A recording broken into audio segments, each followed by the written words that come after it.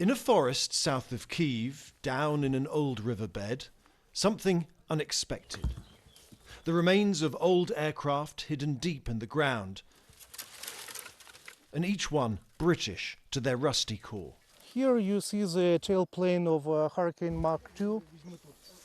Yes, you heard that right. This was once part of a Hurricane fighter plane, one of thousands Britain gave the Soviet Union during World War II.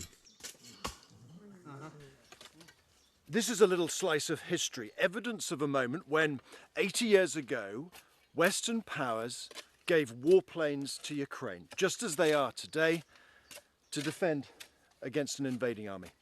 So you think there might be a seventh Hurricane down here?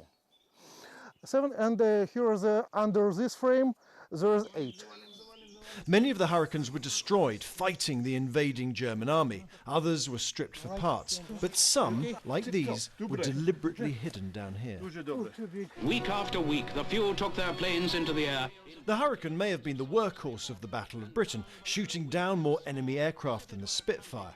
But marked the collaboration between British and Russian flyers. Many also saw action in the frozen wastes of the USSR. Every plane made in Britain, every plane paid for by the United States.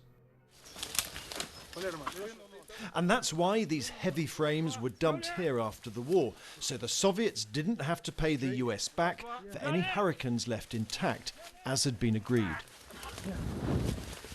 Those who discovered the plane say they made a real difference. Hurricane was a strong, easy-to-fly machine, stable as a gun platform, suitable for not experienced pilots, and reliable aircraft. These may look like unremarkable bits of metal, but to Ukraine's aviation museum, they're symbols of British assistance that echo down the years. The Britain was the first who supplied fighting aircraft for the Soviet Union. Now the Great Britain is the first country which gives Storm Shadow cruise missiles to our armed forces. Is history repeating itself? Yes, of course. The museum hopes to find enough parts to reconstruct one entire Hurricane, to look, if not to fly, like this, as once they did in the skies over Ukraine. James Landell, BBC News, Kyiv.